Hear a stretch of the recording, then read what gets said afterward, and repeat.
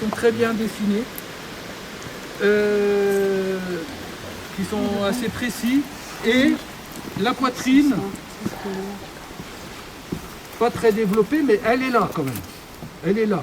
Et on pense que ce serait une déesse, une déesse comme une déesse mère, une déesse protectrice des ouvriers qui travaillaient là. C'était un métier qui était très difficile, très dangereux. Il y avait peut-être des esclaves, mais de toute façon, il fallait des hommes de l'art pour extraire la roche et tout ça. Et donc, on sait que chaque journée de travail commençait par un moment de prière, en demandant à la divinité de l'endroit de protéger les gens. Et donc, on pense à une déesse protectrice. Alors, vous savez, il y a des légendes bretonnes qui disent que à Noël, souvent pendant la nuit de Noël, si on va dans les dolmens, si on va au fond des dolmens, peut-être on va trouver un trou dans le sol et des escaliers qui descendent. Et si on descend assez profondément sous la terre, on va trouver une grande salle où il y a des grands trésors, le trésor des Corrigans. Eh bien, cet escalier-là, s'en éteint. Parce qu'il descend sous la terre. Il descend sous la terre, il va plus loin. Il va plus loin que toi ici. Regarde, on voit encore là. C'était une carte. C'est bien. Ah, qu'est-ce qui se cache en dessous là? Nous, on le sait, parce que nous, on a fouillé là. Il y avait eu un projet, parce que l'escalier que vous voyez là, même si les marches sont inégales, dans les années 1980, c'était beaucoup plus délicat encore de descendre. Hein. C'était à moitié des chaussées, tout ça. Et dans les années 90, quelqu'un a décidé de refaire cet escalier. Et donc c'est l'association Brace Santel qui est venue et qui a remonté tout ça, qui a remis tous les pierres là, sur les pierres qui sont sur le dessus des murets là, qui ont remis en place. C'est un escalier qui doit dater du XVIIe. Et alors du coup, l'association d'archéologie et d'histoire s'est dit, tiens, nous on va demander une autorisation pour faire un sondage archéologique. On va profiter de ces travaux pour faire un sondage archéologique là. Et du coup, on a creusé à peu près comme ça. Ici, on était avec une bande de jeunes gens de Saint-Udois qui maintenant ont une cinquantaine d'années. C'était... alors on a commencé à creuser. On a trouvé plein de trucs. Plein de capsules de bière. Quantité. À l'époque, il y avait des capsules. Plein de clous de sabot. Un palais en métal. Palais breton. Ouais. Numéro 8. On n'a pas trouvé le deuxième. Mais ce qu'on a surtout trouvé, c'est un deuxième escalier. Il y en a un autre en dessous. Mais il ne monte pas là, lui. Il monte là.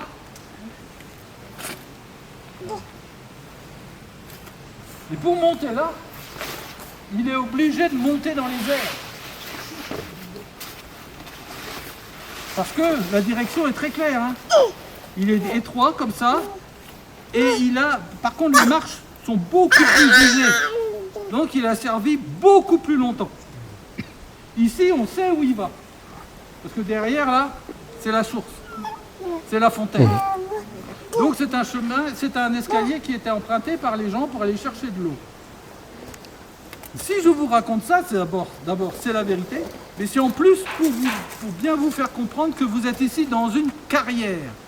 Et que mon histoire d'escalier qui descend sous la terre, mon histoire d'autres escaliers qui montent dans le ciel, c'est tout simplement parce que dans une carrière, sur des millénaires, parce que c'est bien ça, on est sur 2000 ans d'utilisation, eh bien le sol n'est jamais en fait à la même place. Au cours des millénaires, les gens sont arrivés, ils se sont dit, ah bah tiens, il y a de la bonne pierre là, on va creuser là. Bon, et donc ils ont dégagé tout le sol ici pour pouvoir creuser là. Et puis les déchets qu'il y avait, bon, ils ont étalé. Puis après, quelqu'un d'autre a dit, bon, alors on va creuser là 200 ans plus tard, et du coup le sol il bouge. Le sol il n'est jamais en place, si vous voulez. Et ça, c'est la caractéristique de la carrière. Alors ensuite, je vous ai raconté ça, cette histoire de l'escalier qui descend, voilà, c'est ça. Et puis maintenant, on va aller voir ce qu'on voit en face de nous. Et il y a du nouveau. Il y a du nouveau parce que là, je vois une zone où la montre est soulevée.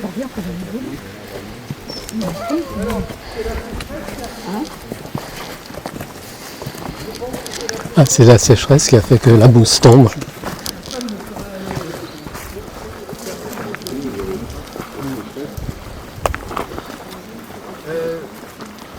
Le truc avec... voilà.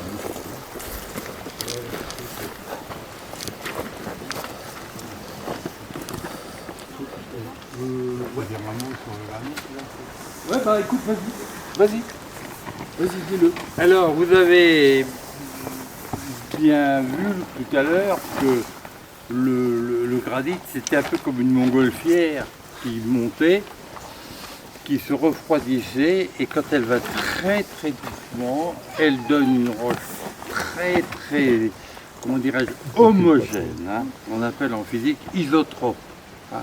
C'est-à-dire que c'est une roche extrêmement belle, comme vous l'avez vu dans les piliers.